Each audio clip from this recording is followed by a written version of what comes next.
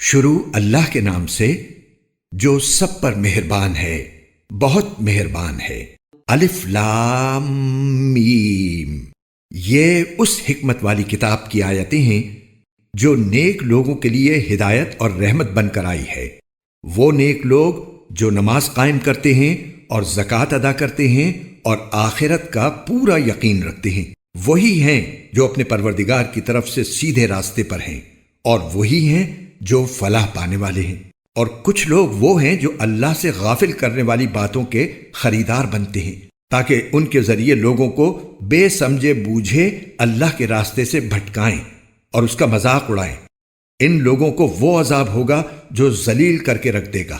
اور جب ایسے شخص کے سامنے ہماری آیتیں پڑھ کر سنائی جاتی ہیں تو وہ پورے تکبر کے ساتھ منہ موڑ لیتا ہے جیسے انہیں سنا ہی نہیں، گویا اس کے دونوں کانوں میں بہرا پن ہے، لہذا اس کو ایک دکھ دینے والے عذاب کی خوشخبری سنا دو۔ البتہ جو لوگ ایمان لے آئے اور انہوں نے نیک عمل کیے، ان کے لیے نعمتوں کے باغات ہیں جن میں وہ ہمیشہ رہیں گے۔ یہ اللہ کا سچا وعدہ ہے، اور وہ اقتدار کا بھی مالک ہے، حکمت کا بھی مالک۔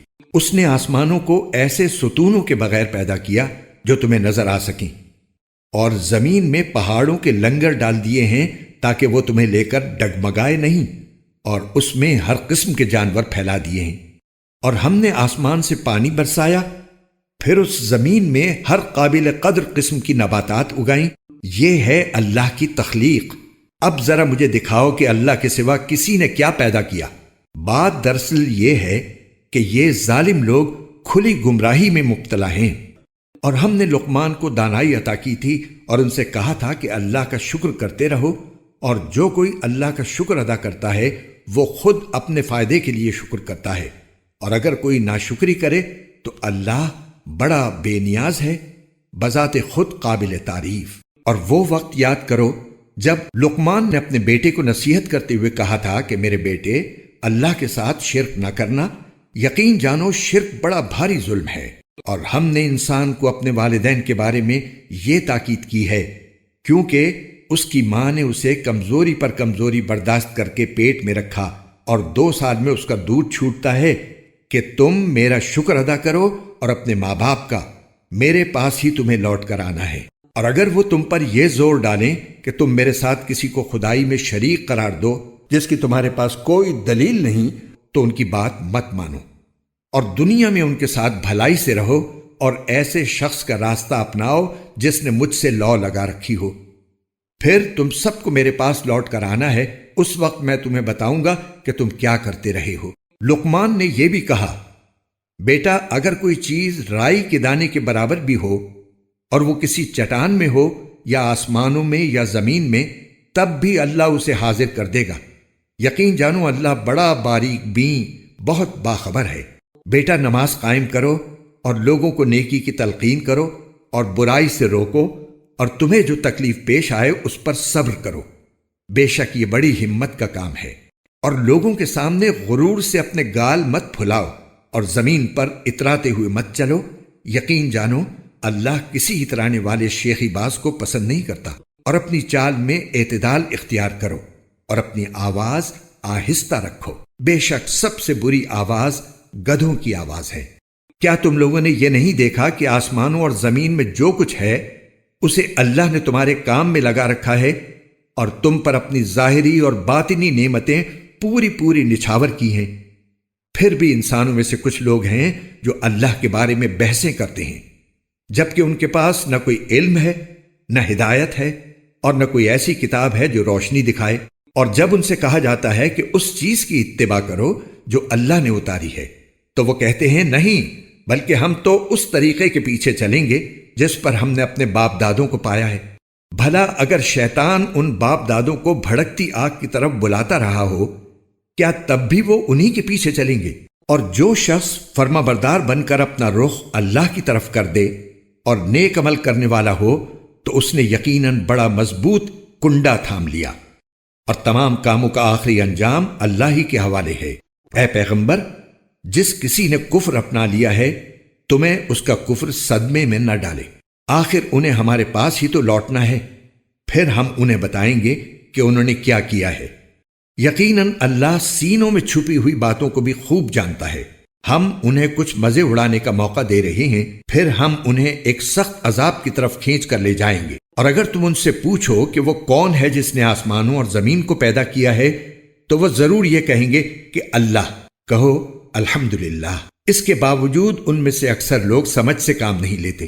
اللہ ہی کا ہے جو کچھ آسمانوں اور زمین میں ہے، بے شک اللہ ہی ہے جو سب سے بے نیاز ہے، بذات خود قابل تعریف۔ اور زمین میں جتنے درخت ہیں اگر وہ قلم بن جائیں، اور یہ جو سمندر ہے اس کے علاوہ 7 سمندر اس کے ساتھ اور مل جائیں، اور وہ روشنائی بن کر اللہ کی صفات لکھیں، تب بھی اللہ کی باتیں ختم نہیں ہوں گی۔ حقیقت یہ ہے کہ اللہ اقتدار کا بھی مالک ہے، حکمت کا بھی مالک۔ تم سب کو پیدا کرنا اور دوبارہ زندہ کرنا اللہ کے لیے ایسا ہی ہے جیسے ایک انسان کو پیدا کرنا اور دوبارہ زندہ کرنا۔ یقیناً اللہ ہر بات سنتا، ہر چیز دیکھتا ہے۔ کیا تم نے نہیں دیکھا کہ اللہ رات کو دن میں داخل کر دیتا ہے اور دن کو رات میں داخل کر دیتا ہے، اور اس نے سورج اور چاند کو کام میں لگا رکھا ہے کہ ہر ایک کسی متعین میعاد تک رواں دواں ہے؟ اور کیا تمہیں یہ معلوم نہیں کہ اللہ پوری طرح باخبر ہے کہ تم کیا کرتے ہو؟ یہ سب کچھ اس لیے ہے کہ اللہ ہی کا وجود سچا ہے، اور جن معبودوں کو یہ مشرک پکارتے ہیں وہ بے بنیاد ہیں، اور اللہ ہی وہ ہے جس کی شان بہت اونچی ہے، جس کی ذات بہت بڑی۔ کیا تم نے نہیں دیکھا کہ کشتیاں سمندر میں اللہ کی مہربانی سے چلتی ہیں تاکہ وہ تمہیں اپنی کچھ نشانیاں دکھائے؟ یقیناً اس میں ہر اس شخص کے لیے بہت سی نشانیاں ہیں جو صبر کا پکا اعلیٰ درجے کا شکر گزار ہو۔ اور جب موجیں سائبانوں کی طرح ان پر چڑھ آتی ہیں تو وہ اللہ کو اس طرح پکارتے ہیں کہ اس وقت ان کا اعتقاد خالص اسی پر ہوتا ہے۔ پھر جب وہ ان کو بچا کر خشکی پر لے آتا ہے تو ان میں سے کچھ ہیں جو راہ راست پر رہتے ہیں، باقی پھر شرک کرنے لگتے ہیں۔ اور ہماری آیتوں کا انکار وہی شخص کرتا ہے جو پکا بدعہد پرلے درجے کا ناشکرا ہو۔ اے لوگو، اپنے پروردگار کی ناراضی سے بچو اور ڈرو اس دن سے جب کوئی باپ اپنے بیٹے کے کام نہیں آئے گا، اور نہ کسی بیٹے کی یہ مجال ہوگی کہ وہ اپنے باپ کے ذرا بھی کام آ جائے۔ یقین جانو کہ اللہ کا وعدہ سچا ہے، اس لیے ایسا ہرگز نہ ہونے پائے کہ یہ دنیاوی زندگی تمہیں دھوکے میں ڈال دے، اور ایسا ہرگز نہ ہونے پائے کہ وہ شیطان تمہیں اللہ کے معاملے میں دھوکے میں ڈال دے جو سب سے بڑا دھوکے باز ہے۔ یقیناً قیامت کی گھڑی کا علم اللہ ہی کے پاس ہے، وہی بارش برساتا ہے، اور وہی جانتا ہے کہ ماؤں کے پیٹ میں کیا ہے، اور کسی متنفس کو یہ پتہ نہیں ہے کہ وہ کل کیا کمائے گا، اور نہ کسی متنفس کو یہ پتہ ہے کہ کون سی زمین میں اسے موت آئے گی۔ بے شک اللہ ہر چیز کا مکمل علم رکھنے والا، ہر بات سے پوری طرح باخبر ہے۔